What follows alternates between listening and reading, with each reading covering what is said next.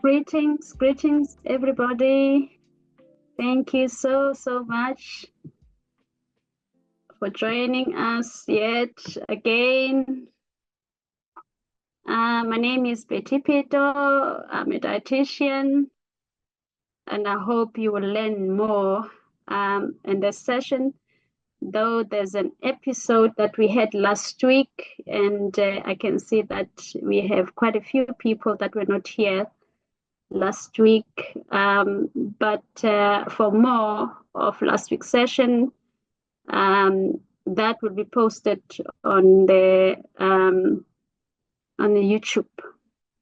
So if you can check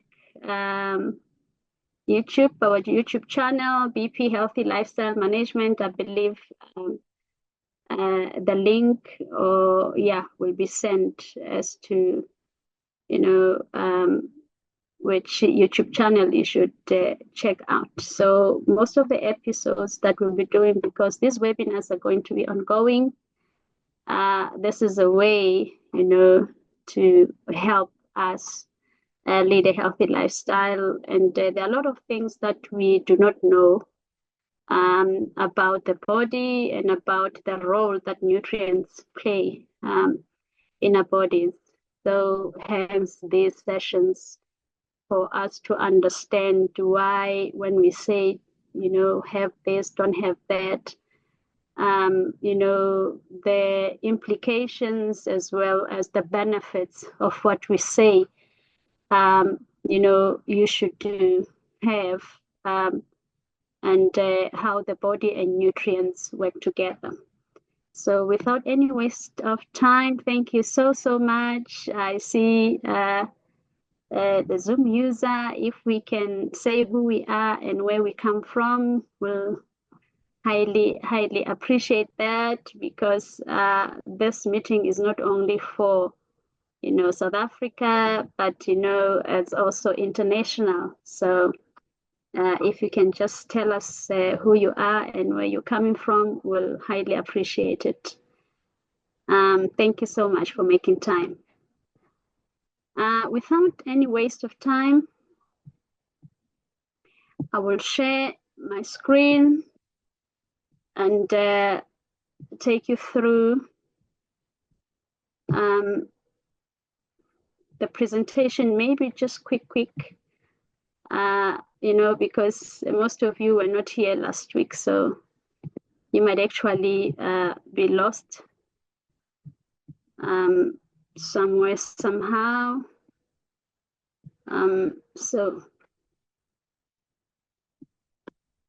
Last week we were talking about the human digestive system. So these are organs that are found in the body. But like I said, check out the YouTube channel, because now what we are talking about is a follow-up and also an add-on to the presentation we had last week. So we're talking about the digestive system.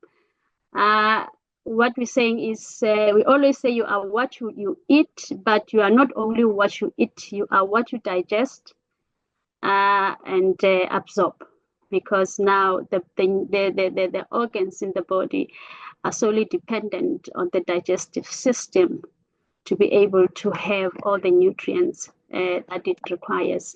So as we have lots and lots of systems in the body, that are operating, and many of them are working together. So the digestive system is one of those, the very important one, if I may say. So this is it's a process where the food is digested, meaning where the food is broken down into smaller components for absorption and assimilation. So there's more information in that, and the digestive system. You have your mouth, you have your esophagus, you have your small intestines, your stomach, and your large intestines. So this is where the digestion happens. This is where the digestion starts in the mouth. And today you'll hear, because now we'll be talking about the enzymes which are very, very important in digesting food. So, that's why we say be careful on what you put in your mouth. Because, this is where digestion happens. We spoke about chewing. Some of us do not chew food, thoroughly, and that on its own can affect our digestion. The esophagus, this is that tube that actually transport food from the mouth to the stomach. We have a stomach. This is this hollow organ that you see there. So food passing through the esophagus into the stomach. This is where enzymes are. This is where the acid is, and this is where the final process, I could say, of digestion, of where food is assimilated, is broken down, and then from there it passes. And then you also have the pancreas, because the pancreas also has enzymes. We'll hear about enzymes because they're very important, because these are organs, but now we have enzymes that actually does the actual work of breaking down food. So the pancreas is one of those, and this is an organ where a lot of people who have who are diagnosed with diabetes, this is where the problem emanates. And then also have the liver. The liver also consists, it produces bile, and bile also aids in digesting, breaking down fat, and also important for nutrient absorption. But these are the things that we'll talk about. And I said the liver is one of the most important organs in the body. If the liver fails, then there's no life in one's body. The gallbladder as well, you hear more about that. The small intestines from the stomach, food then, passes into the small intestines. And then from there, we have the large intestines that we call the colon. So this is how, after you have eaten, food, what it does, it passes through, and then from there up to the large intestines. And then from there, we have the rectum. Because from the large intestines, this is where also the formation of the stools, the feces, and then from there they pass through the rectum and then the anus, and then we have our number 2. Okay, so this is where we ended last week. So this week we're going to talk about the digestive enzymes. Very, very important, very key in digestion, because if the food cannot be broken down, then it cannot be absorbed. Hence, many of us have intolerances because of lack of enzymes. So we call them digestive enzymes. So what are digestive enzymes? Enzymes are proteins which catalyzes. So when we say catalyze, we say break down. Or speed up a chemical reaction. So what happens is, when you have eaten something, it has to be broken down, because let's say, for an example, you have your meat as it is. What is important is what is inside. These are the nutrients. So when you eat meat, it's protein, but now, the nutrients that have to be absorbed into the organs, the end products from the protein is what the body needs, not protein, as a compound as it is. It has to be broken down. So enzymes play a very important role in the body, and we do have enzymes in most of the organs in the body. So there is a chemical reaction where the compounds that are found in food are broken down into simple components. This here.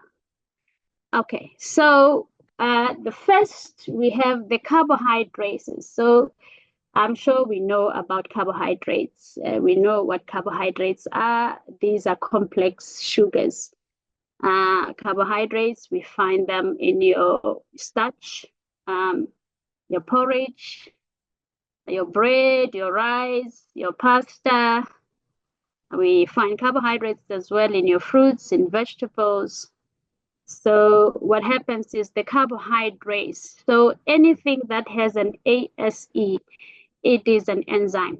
So Carbohydrates are enzymes that breaks down your starch into glucose. As I said, this is complex, but what the body needs is glucose. This is simple sugar. So carbohydrates provide us, remember, with energy, and they provide us with sugar that gives us energy. So glucose is an end product where your bread is broken down. You know, people always say, oh, you don't know that when you eat bread, you're actually eating sugar. So this is the enzyme that does that. It breaks down starch. So starch is a form of a carbohydrate. So amylase is one of the carbohydrates. So there are different types of enzymes that actually breaks down carbohydrates. So you have the amylase that breaks starch down into glucose. You have your glucosidases. It breaks down glucose polymers. You know, when you say polymers, we're saying it's a number of sugars that have come together. They're a compound. So fructosidases, the fructose, you know, this is the sugar that we find. It's an enzyme that breaks down fructose. Fructose, it's a sugar that we find in your fruits, but we will also talk about that. So we spoke about, the salivary glands last week. I did mention that the enzyme, remember what happens is the teeth is the one that chews food, but now the tongue is the one that mixes, the saliva with food. But then the saliva is the one that has amylase. So the first place of digestion happens in the mouth. So the salivary amylase, it is an enzyme that breaks down starch into maltose, which is a sugar. So anything that has an OSE, it is sugar. And I said anything that has ASE is an enzyme. So there is an enzyme that we find in the saliva that actually breaks down. As I said, these are carbohydrates. So there are quite a number of enzymes that breaks down carbohydrates. And salivary amylase is one of them that we find in the saliva. And then we have proteases. So proteases are enzymes which breaks down proteins into amino acids. So I said to you, when you eat your meat, we know that the food that is high in protein, this is your meat, this is your fish, this is your chicken, your legumes, all your beans, peas, and lentils. So, and also your dairy products. So proteases, these are enzymes that breaks down the protein. So when you eat your meat, there are proteins, there are enzymes that breaks down protein into amino acids. So this is what the body needs. I'm sure we can understand. So this is proteins get broken down. Then this is the end product of the protein after it has been broken down. And then, quite a number of us have intolerances, as I said, and one of which is gluten. And gluten, we find it mainly in your wheat. You find it in your barley. You find it in your rice, your pastas. A lot of people can't take gluten because of gluten intolerance. And one of the things that I can say is, when you begin to have an intolerance, it means now your body does not produce enough enzymes to break down whatever it is that you are taking. And then what happens is you begin now to present with symptoms. A lot of people will be presenting with your allergies.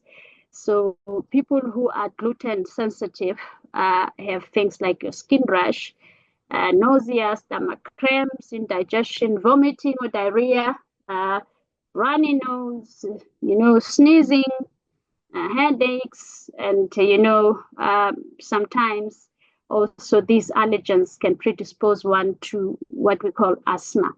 So there are quite a number of people that are gluten sensitive, and why is because there is no because the protease is the one that also breaks down gluten. So if you have gluten intolerance, or if they say you are allergic to gluten, then know that it's because you don't have an enzyme that breaks down the gluten.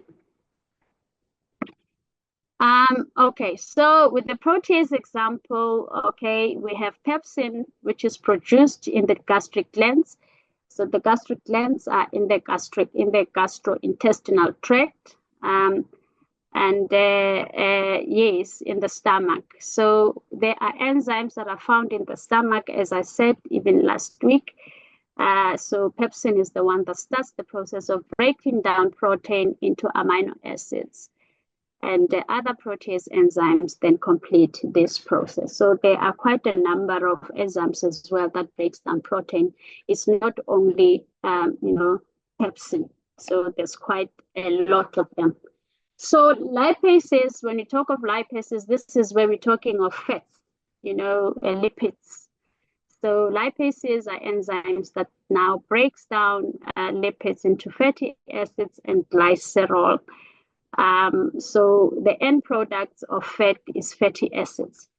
So you will hear people talking about your monosaturated fatty acids, saturated fats, polyunsaturated fats. And then also, a lot of us always talk about your omega-3 fatty acids. So it is the enzyme, whatever you have taken, at the end of it all, it has to be broken down so that you have your fatty acids. That plays a very important role in, like your cholesterol.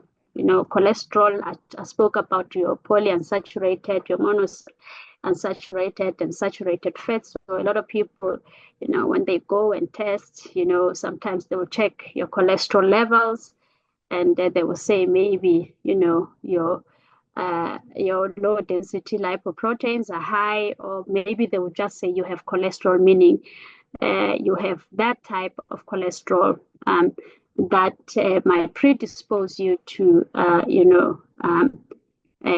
heart and heart related problems. So these are fatty acids based on the type of fat that you're taking. So there are enzymes, that breaks our fats for that. So fat is very important. It insulates our body, yes, but though we're not supposed to take too much of it, as I said, insulates our body. It also protects, the cell membranes, also for hormonal synthesis, for energy as well, because, about 20% of our energy comes from fat. So whatever fat you take, always remember. So what happens is if you have a deficiency in this enzyme, they normally pick it up when you have fatty stools. So they're able to check your stools as well and check and see that, there could be a problem there with the enzyme as well. So yes, the lipase enzymes are produced in the pancreas. I think I spoke about the pancreas. They work in the small intestine, which is the duodenum, to turn lipids into fatty acids and glycerol. So these two are end products of the fat that we take. Wow, this is one of the challenges that a lot of us have, because your lipase, it's not always the case that, people will be complaining, and you find that, there's a problem with fat digestion due to the lipase deficiency. But a lot of us are experiencing, lactose intolerance, which is caused by a deficiency in an enzyme called lactase. So a lot of people, and especially as you age, there is, more likely, lactase deficiency. And this is where people can tolerate your dairy milk, dairy products, your cheese, your milk, and it's always a problem. So the enzyme lactase is the one that you are deficient in when you have lactase deficiency. So lactase breaks down lactose that we find in milk and then changing it into an absorbable compound. So what it means is if you can't break down lactose, then because now the compounds, then the end product is glucose and galactose after you've eaten your milk. So if your body does not produce enough lactase, therefore lactose is not digested and absorbed in the small intestine in the usual way, leading to lactose intolerance. Hence, we end up with all the symptoms that we always have, where we are predisposed to that. So lactase enzymes are found in the lining of the small intestine. And these are the symptoms of people who always have lactose intolerance. Someone was asking last week, I have a bloated, what causes bloatedness? It's possible that it could be lactose, because also as you grow older, as I said, some of the enzymes, do not function optimally. You don't have enough of those enzymes. Intestinal gas.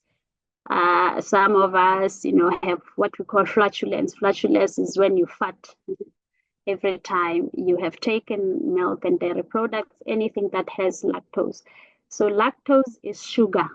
As I said, everything that has an OSE, it's sugar.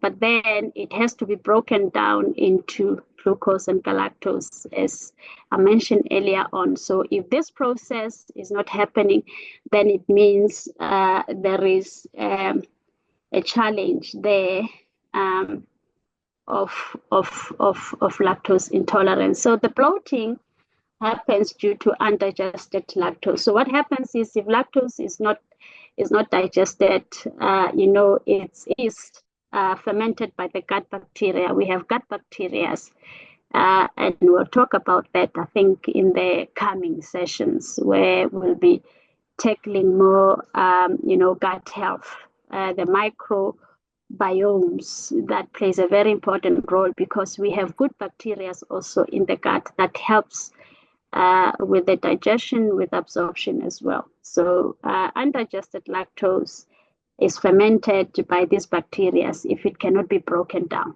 by lactase. And then what happens, then it produces gas, hydrogen, methane, and carbon dioxide.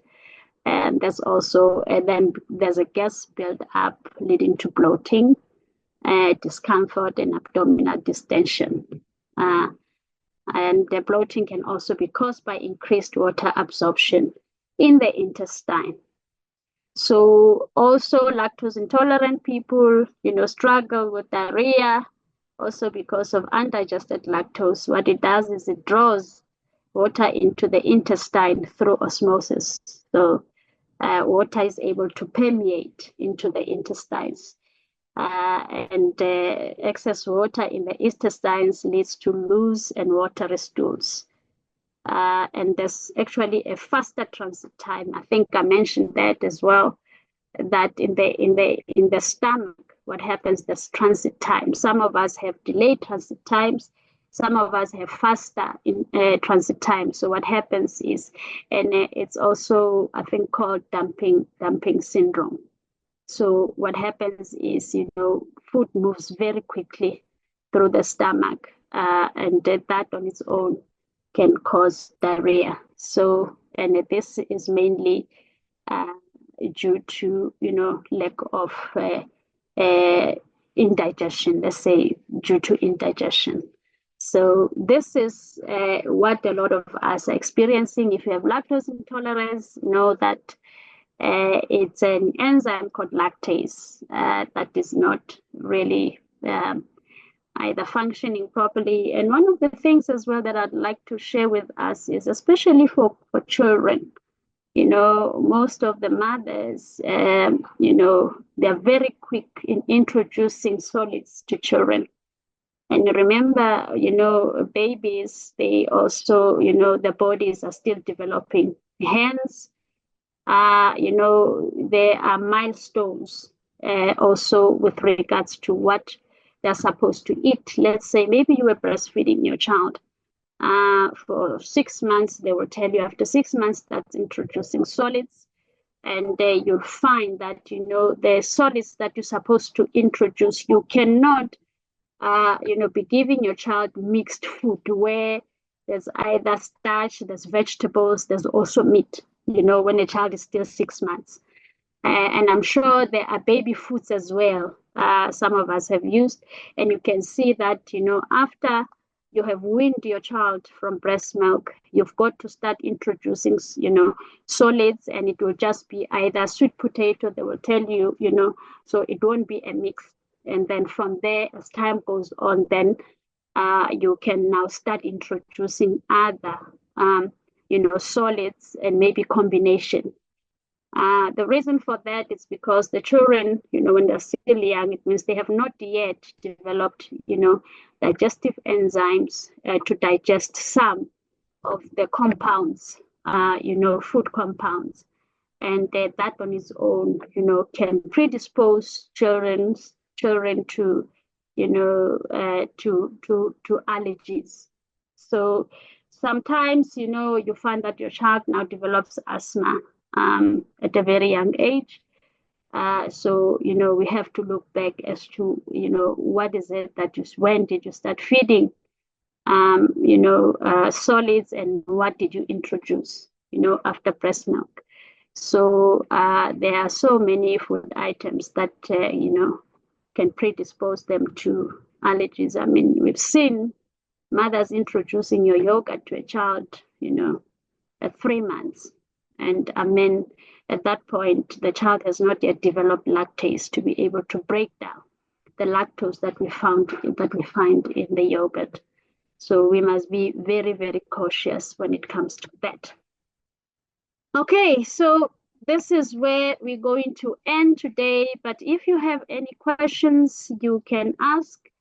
I hope you understood. I hope I was as lay as I possibly can, and maybe this has awakened or has